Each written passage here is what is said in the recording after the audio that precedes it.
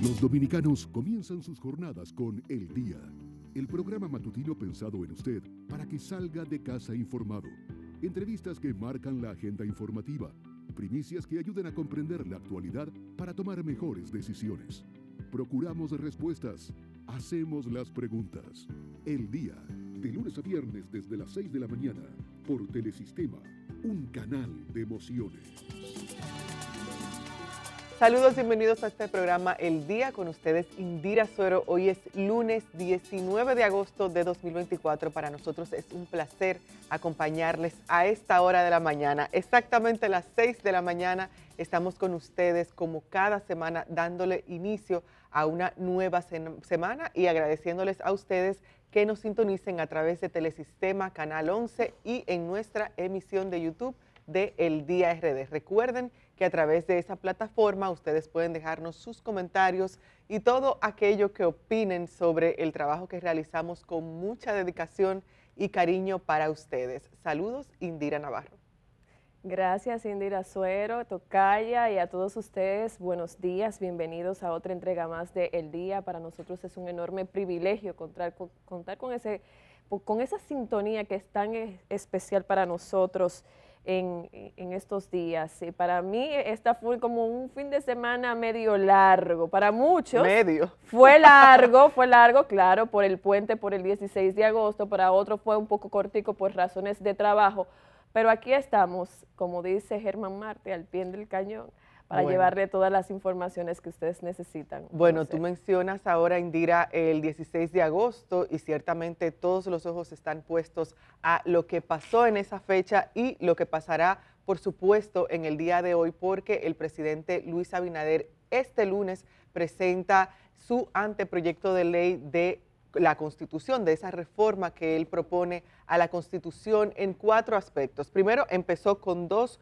puntos fundamentales, el de la no reelección y también el del Ministerio Público, ese candado al Ministerio Público para hacerlo más independiente o independiente de acuerdo a sus palabras. Entonces, en el día de hoy, el presidente Luis Abinader presenta ese anteproyecto de ley ya en todo lo que él tendrá en ese anteproyecto de ley, lo presentará de manera formal ante el Congreso de la República. Fue mucho lo que se debatió durante estas pasadas semanas, en tanto abogados constitucionalistas que estaban a favor como abogados constitucionalistas que no estaban a favor y personas de la sociedad civil que consideraban que no era necesario incluso una reforma a la Constitución, pero este punto fue uno de los que abordó el presidente Luis Abinader durante su discurso del 16 de agosto, cuando asumió nueva vez en su segundo mandato de manera consecutiva. Recuerden que él asumió en 2020 y ahora de nuevo lo hace en 2024 bajo unas condiciones completamente diferentes. Yo leía, por ejemplo, parte de ese discurso de 2020 y él lo empezaba haciendo referencia al COVID-19 y con expectativas que, por supuesto, eran las expectativas que tenía todo el mundo de cómo él lo haría en su nuevo gobierno. Pero en este discurso del pasado 16 de agosto, Abinader se enfocó en rendir cuentas, que es algo que ha hecho generalmente en las diferentes alocuciones que tiene en el Congreso, esa rendición de cuentas y, por supuesto, no faltan las promesas. Pero algo que también vimos durante el viernes e incluso parte del jueves, y lo vimos en días anteriores, fue esa conformación del gabinete de Luis Abinader. Mucha gente que estaba pendiente, que estaba atenta para ver si su nombre salía o al contrario, si el presidente Luis Abinader les informaba unos días antes y le decía, mira, ya tú sabes, estate atento que tu nombre va a estar para tal sitio. Pero el 16 de agosto vimos cómo se conformó ya finalmente ese gabinete que acompañará al presidente Luis Abinader y a la vicepresidenta Raquel Peña en estos 4 años. ¿Tenemos algo, Indira? Más confirmados que movidos. Solamente al menos 9 movimientos se produjeron en ese gabinete. Fue un movimiento de fichas, movimientos estratégicos. Algunos salieron del ruedo del gabinete, otros se movieron, salieron del ruedo, bueno, pasaron a a consulados, pasaron a direcciones, otros siguen en el tren del gabinete, en el tren gubernamental directamente del Poder Ejecutivo, pero sí, mucha gente que después de emitirse y de juramentarse el nuevo gabinete, o bueno, a decir, o mantenerse el gabinete, entonces mucha gente reaccionó, que luego detallaremos a continuación. Pero vamos antes a conocer cuál es el gabinete para la gestión del presidente Luis Abinader 2024-2028. Bueno, tenemos a José Ignacio Paliza como ministro de la presidencia. Él pasa a ser el ministro más relevante de todos los que componen el gabinete de Luis Abinader, porque por su función está bien de cerca con el presidente de la República. Tiene mucho que ver con todo lo que pasa a lo interno de la presidencia. Paliza, que tomó una licencia hace un tiempecito por cuestiones de campaña. Él acompañó, se separó de sus funciones en ese entonces como ministro administrativo de la presidencia para acompañar a Luis Abinader en esa campaña de las elecciones pasadas. Y aquí en el día lo dijo, que él de esa licencia no volvería. Sí, él lo dijo, yo quería que se corte. Aquí él lo dijo en una entrevista del día que justamente le preguntábamos, ¿y usted seguirá de licenciado? Y él dijo, bueno, yo no vuelvo a esa posición, básicamente se quedará ahí en la posición interina hasta que el presidente decida. A mí me gustaría, y es lo que había enarbolado públicamente José Ignacio Paliza, pues conocer otras áreas del gobierno, aprender de otras áreas del gobierno, conocer y desarrollarme en otras áreas del gobierno, que ya yo creo que como ministro administrativo ya yo pasé la prueba, entonces me gustaría explorar otras áreas, esa fue la palabra, explorar otras posiciones, pues otras áreas dentro del gobierno. Le pusieron la número 1 dentro de ese gabinete, la tiene ahora mismo él, y quien ocupó ese cargo durante la licencia de Paliza fue Joel Santos, a quien designan como nuevo ministro de Energía y Minas. En el caso de Joel Santos, él sustituye a Antonio Almonte, quien es una persona que tiene bastante conocimiento sobre el área de energía y minas.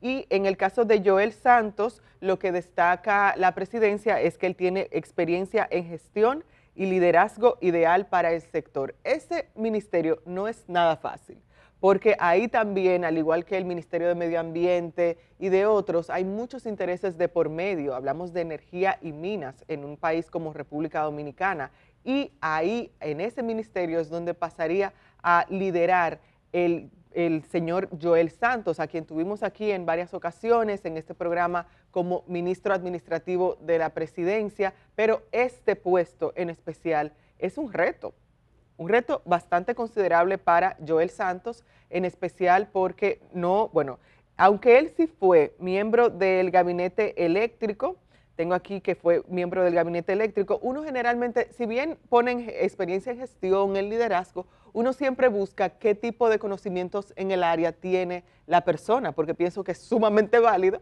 que si tú pasas a ser, por ejemplo, a estar en cultura, tú tienes que tener algún tipo de conocimiento de cultura. Entonces uno busca, y de acuerdo a lo que veo aquí, la experiencia que él tiene, al menos que destaque a la misma presidencia, es en el gabinete eléctrico. En el caso de Joel Santos, más allá de la experiencia probada que pudiera tener en temas de energía, de minas, que es una materia bastante especializada, lo que ha demostrado en el trayecto de sus funciones, tanto públicas como privadas, porque viene del sector privado, es la gerencia.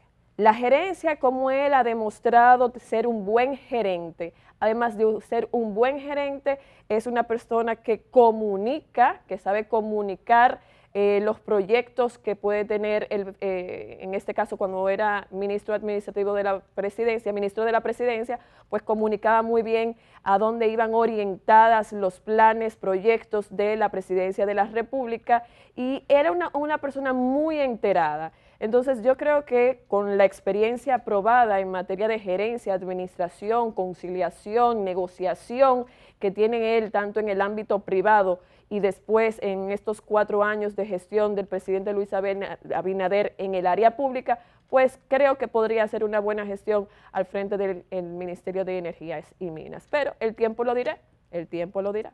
Claro, como con todos los demás del gabinete, incluso Así con los es. que repiten, el tiempo dirá porque es un nuevo periodo, hay que ver qué depara este nuevo periodo de gestión de Luis Abinader. Está también el cambio que realizó el presidente al Ministerio de Defensa, donde un ministerio que encabezaba Luciano Díaz Morfa, ahí pasa a liderar el mayor general Carlos Antonio Fernández Onofre, quien tiene una trayectoria de más de 40 años con liderazgo probado, de acuerdo a lo que dice este anuncio que hace la presidencia al informarnos sobre los nuevos miembros de este gabinete. Bueno, en el caso de Morfa, uno conocía que Morfa era el encargado de la seguridad del expresidente Hipólito Mejía. Sí. Era parte de esa corriente de papá de Hipólito Mejía. Ya ahora básicamente es una nueva mirada, un nuevo rostro lo que hay al frente del Ministerio de Defensa con este nuevo ministro de Defensa y vamos a ver cómo le va. Aparentemente puede estar orientado más a la línea de Luis Abinader y bueno, vamos a ver, tienen bastante experiencia dentro de la Armada, dentro de las Fuerzas Armadas de la República Dominicana y ahora el mayor general Carlos Antonio Fernández Onofre pues pasa a el Ministerio de Defensa, que ya pues veíamos imágenes durante el fin de semana como Díaz Morfa ya iba entregando al nuevo ministro de Defensa pues toda la cartera, toda la estructura, toda la administración, un informe obviamente para que el nuevo ministro de Defensa esté orientado de lo que va a ver, de lo que va a conocer y lo que va a desarrollar en los 4 años por delante. Bueno, y hay otro ministerio que causó mucha sorpresa esta designación, que fue por varios factores, que fue el Ministerio de Deportes. En ese Ministerio de Deportes que encabezaba Francisco Camacho, puso el presidente Luis Abinader a Kelvin Cruz. ¿Qué pasa con Kelvin Cruz? Que Kelvin Cruz es Era alcalde, porque ya presentó su renuncia, era alcalde de La Vega. De La Vega. Pero ¿qué pasa con Kelvin Cruz? Que él obtuvo ese puesto de alcalde de La Vega, era su tercer mandato, sí, la tercera vez que se posicionaba como alcalde de La Vega, y no solamente que fue la tercera vez que ganó, sino que ganó con una amplia mayoría. Yo recuerdo aquí, Indira, cuando comentábamos nosotros, mi compañera Edith Febles, Germán Marte, comentábamos sobre los resultados de las elecciones municipales de febrero y uno de los puntos que destacamos fue el de la cantidad de alcaldes que obtuvieron ese puesto con una mayoría, prácticamente una mayoría absoluta en sus diferentes municipios. Y en el caso de Kelvin Cruz, él ganó con 77.57 de los votos. 77.57 de los votos, y eso lo convirtió en uno, sino en el más votado de esas elecciones municipales a nivel nacional. En ese entonces, el representante de la Fuerza del Pueblo obtuvo un 11.47%, y el del PLD un 9.65%. Si bien en el caso de Kelvin Cruz, él tiene cierta experiencia en el deporte, por ejemplo, como director de organismos allá mismo en La Vega, de baloncesto y demás, su experiencia y su conocimiento principal, y pienso que la mayoría de nosotros está de acuerdo con eso, es en el área de la municipalidad, porque tiene un amplio recorrido en la alcaldía de La Vega, pero no solamente en la alcaldía de La Vega, sino que también pertenece a FEDOMU. Tiene una posición, es el presidente de la Federación Dominicana de Municipios y repetía también en ese puesto. Entonces eso sorprendió bastante, sobre todo porque ya era un funcionario al cual eligieron. Fue un funcionario que estuvo más bien en ese puesto de alcalde en La Vega por elección popular. Y no solamente esa elección popular, sino que obtuvo ese puesto con un 77.57% de los votos. Yo quisiera,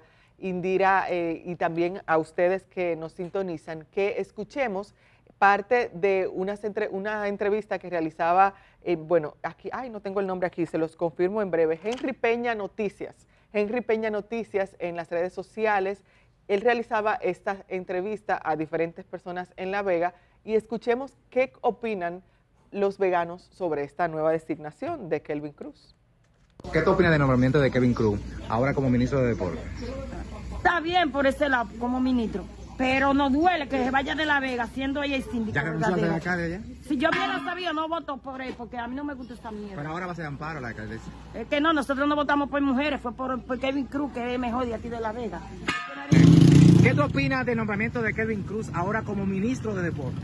No debió aceptarlo porque aquí los veganos votamos todos por él porque lo ha hecho bien. Entonces ahora dime, ¿cómo va a quedar La Vega? ¿En manos de quién va a quedar La Vega? Ahí está Amparo, que le toca. Amparo Custodio, pero no es lo mismo.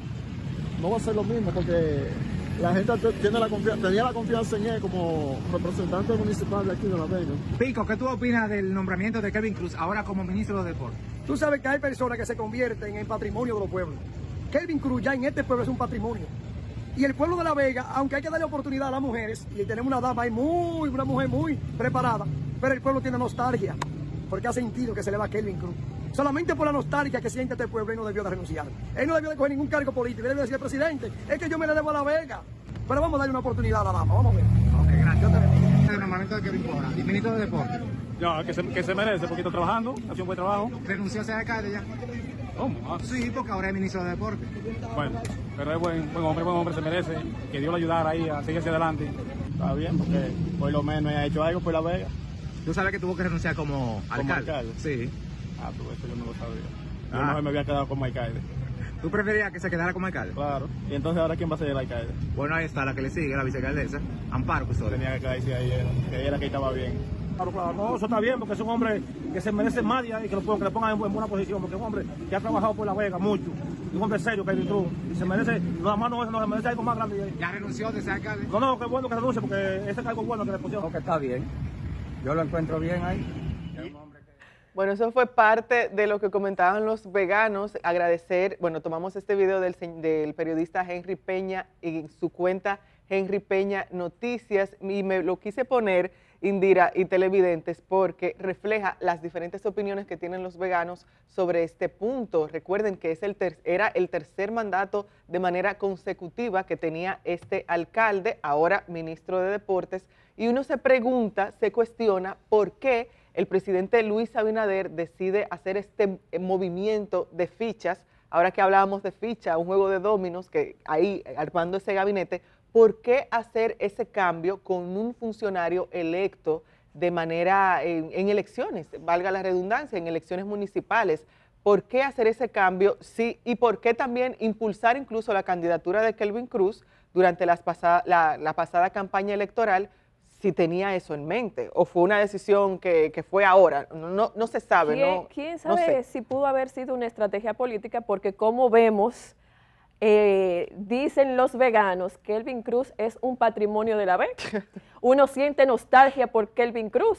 Sí. Realmente no están a gusto con el cambio, pero quizás fue una estrategia política de ganar esa plaza para el Partido Revolucionario Moderno, tener eso asegurado con Kelvin Cruz y luego hacer ese movimiento que podría ser estratégico, ¿no? Pero eso sería un engañar al pueblo, porque ¿cómo tú le vas a presentar un candidato y entonces después lo va a cambiar, pero que era para asegurar la plaza? Nosotros lo vemos como un engaño, pero dentro de los cambios, movimientos políticos, las decisiones políticas son decisiones estratégicas. Nosotros los vemos como un engaño. De cierta manera es prácticamente así, pero para los políticos, dentro de los partidos políticos, son movimientos estratégicos que te permiten consolidar adeptos, consolidar apoyo, ganar espacio, ganar plazas importantes, como en este caso de La Vega. ¿Pudo haber pasado con Kelvin Cruz? Lo que yo estoy elucubrando, que pudo haber sido algo estratégico políticamente hablando, pudo haber sido. Pero lo que quizás, cuando vemos la reacción de los veganos, es que Kelvin Cruz aparentemente ha sido un alcalde que ha sabido administrar bien el tema de la municipalidad dentro de La Vega.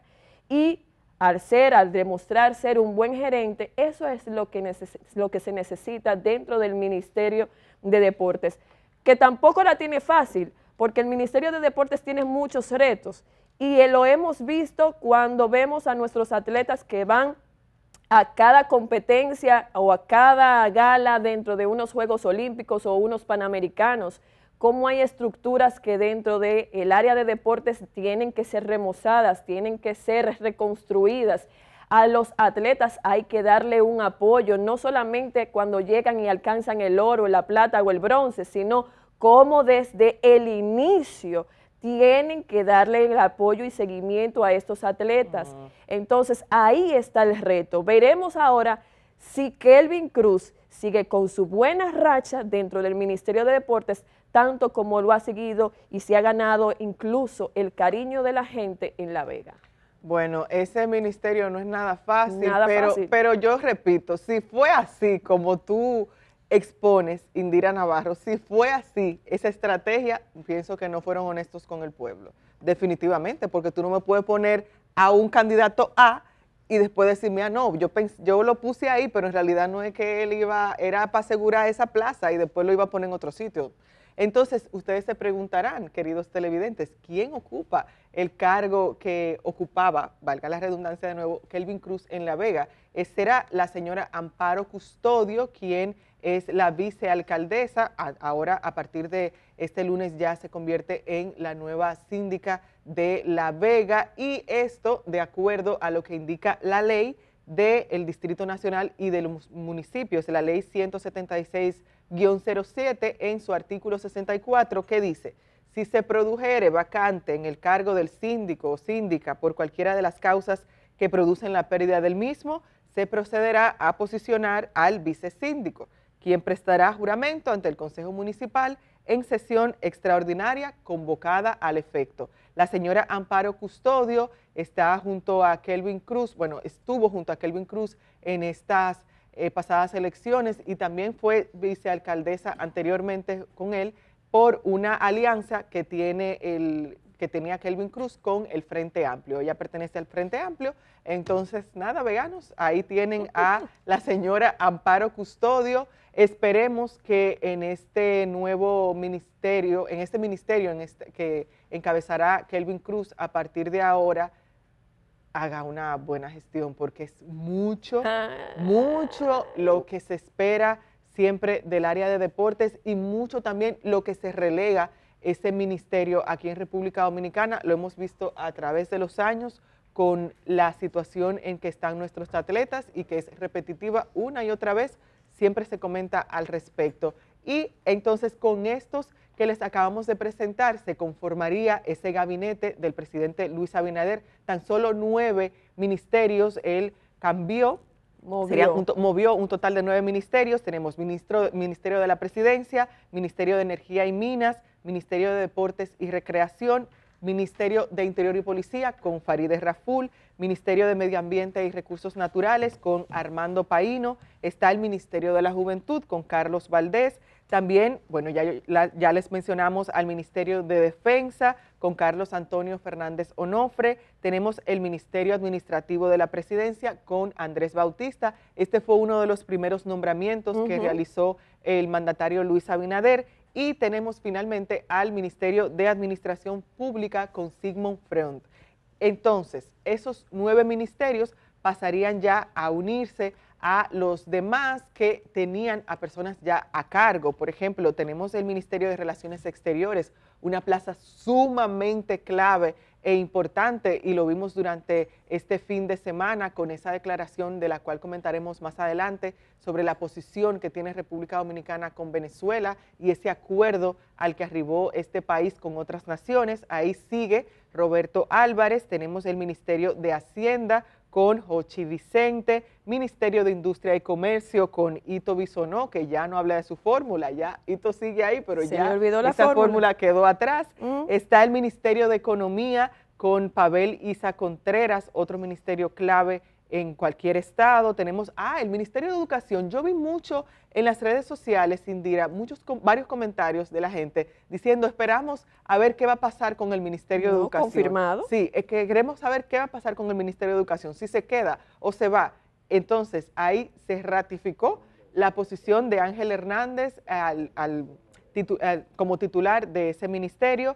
Sigue también en su puesto Víctor Atala en el Ministerio de Salud Pública y Asistencia Social. Está el Ministerio de Obras Públicas y Comunicaciones. A ese sí le gusta a mucha gente. El Ministerio de Obras Públicas y Comunicaciones con Deligne Ascensión. El Ministerio de Agricultura con Limber Cruz. Ministerio de Turismo, David Collado, otra de las entidades clave, al menos en la mayoría de los gobiernos, pero sobre todo en este de Luis Abinader, donde se ha apostado bastante al turismo. Tenemos ahí a David Collado, ministra de Cultura, Milagros Germán, ministra de la Mujer, Mayra Jiménez. Está también el Ministerio de Educación Superior con Franklin García, Ministerio de Trabajo, el presidente Luis Abinader se refirió bastante al tema del trabajo. Ahí tenemos a Luis Miguel de Camps, Ministerio de Vivienda, Hábitat y Edificaciones, Carlos Bonilla, que Abinader casi lo que comentó sobre vivienda fue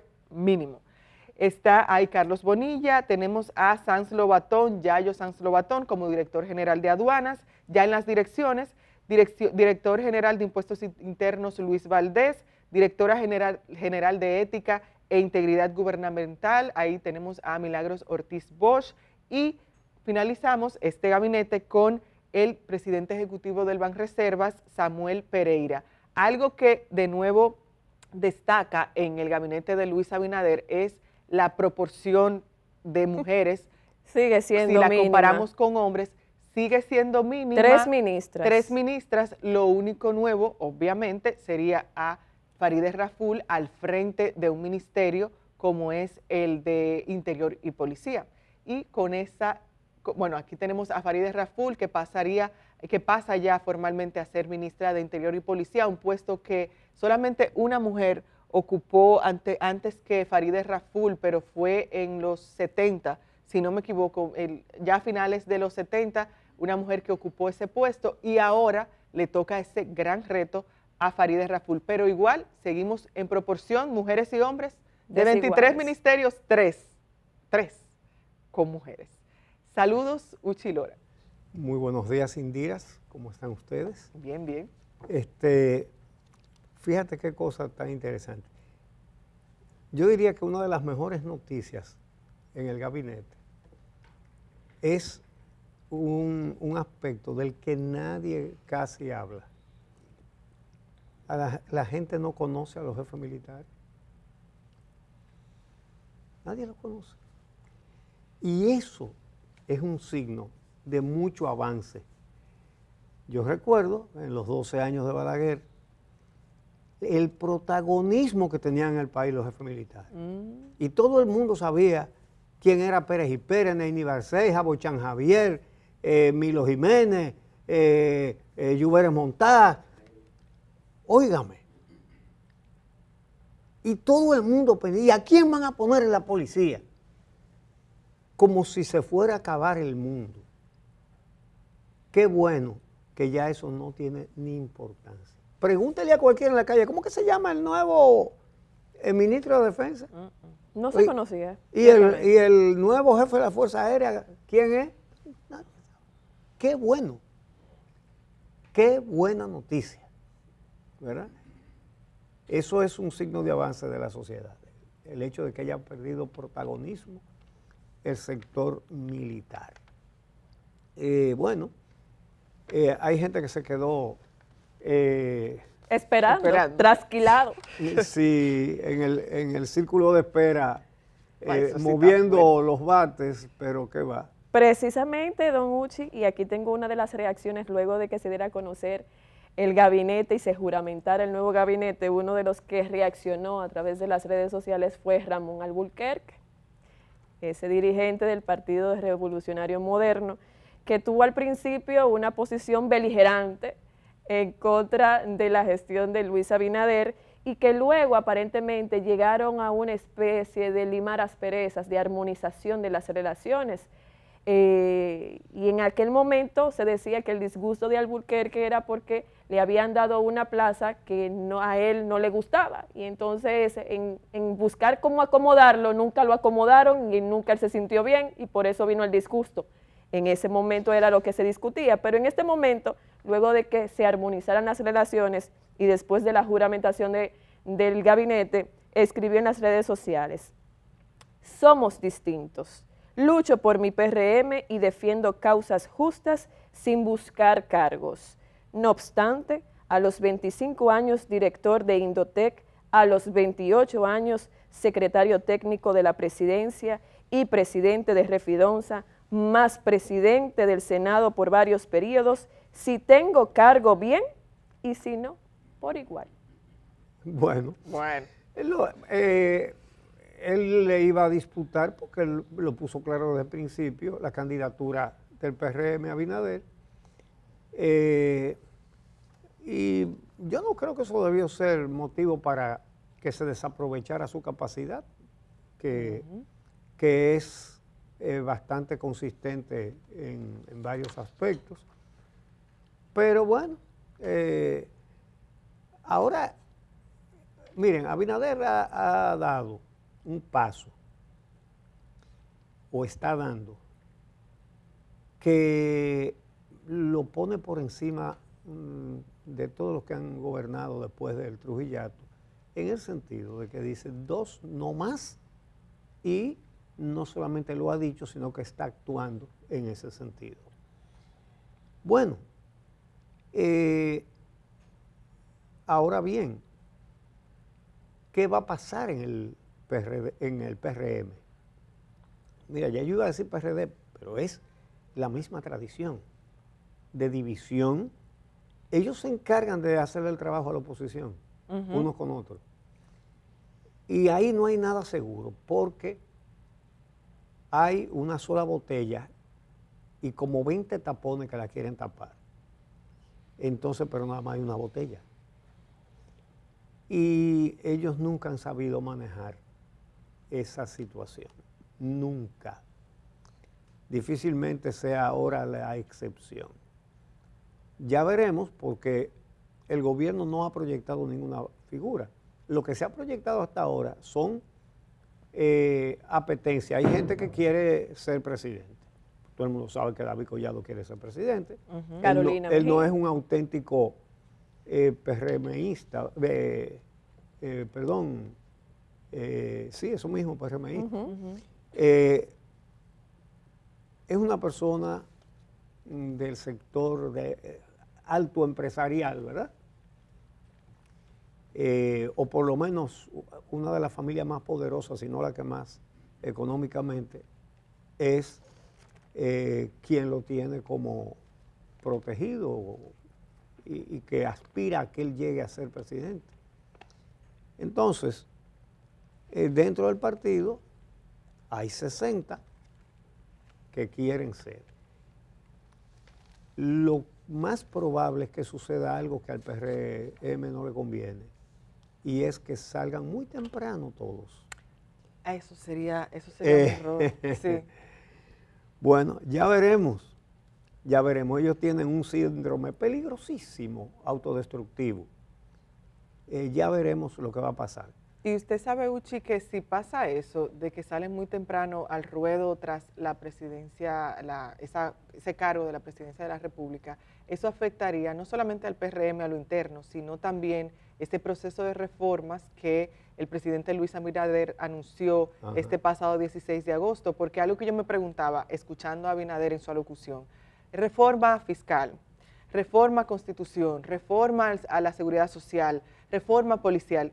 ¿Qué tiempo tendrá esta gestión para realizar todas esas reformas que durante años hemos esperado aquí en República Dominicana? Y la fiscal siempre ha estado ahí, lo que pasa es que no le han querido meter el diente, al menos eso la han dejado un poco de lado, pero hay otras reformas como esa a la seguridad social, la laboral, la policial, que hemos esperado por muchísimo tiempo. Entonces, ¿en qué momento o qué tiempo tendrá esta gestión para realizar esas reformas? Pero si salen esos candidatos prematuros, el partido no va a estar en reformas o en apoyar incluso al presidente Luis Abinader a que realice esas reformas. Cada quien va a estar por su lado, buscando su candidatura o potenciando su candidatura a lo interno del partido. Entonces, no sé. Y alejándose de la parte incómoda de esas reformas también. Claro. Obviamente. Señores, esas son las cosas. Claro, eso no quiere decir que la oposición tiene una calle amplia por donde correr a toda velocidad. Porque, aunque los pueblos se van olvidando poco a poco, pero no tan poco a poco, no tan despacio como para perder de vista la corrupción y la impunidad. Ese es un factor que seguirá funcionando. Pero de todas maneras no es lo mismo. Ya Abinader, que era un interrogante hace 4 años, ha hecho un gobierno aceptable. Un gobierno que tiene muchos defectos, pero es que los anteriores tenían tantos y tantos que en cualquier comparación él sale ganando.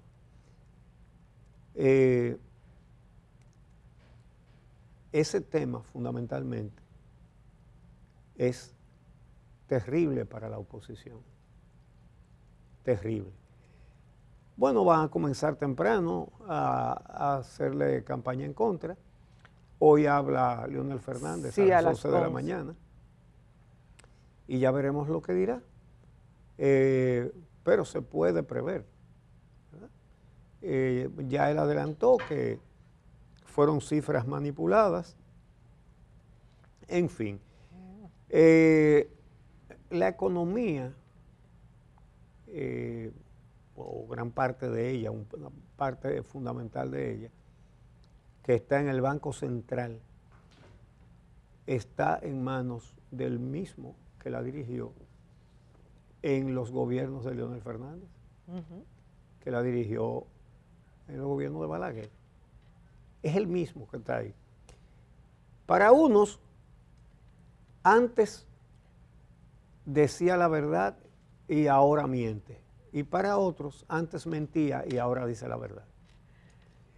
Entonces, son críticas que es difícil evaluarlas por sus contenidos. Es muy difícil. Son conveniencias. Y así son nuestros dirigentes políticos. ¿Qué les parece? La política de Asigún. Asigún el Maco en la Pedra. Asigún. La política de Asigún. Filosofía popular. Sí, señor. Bueno, la verdad es que Héctor Valdés Albizu, muchos sectores de la economía, sobre todo el bancario, le atribuye a su capacidad y a sus ejecutorias la estabilidad macroeconómica que se proclama.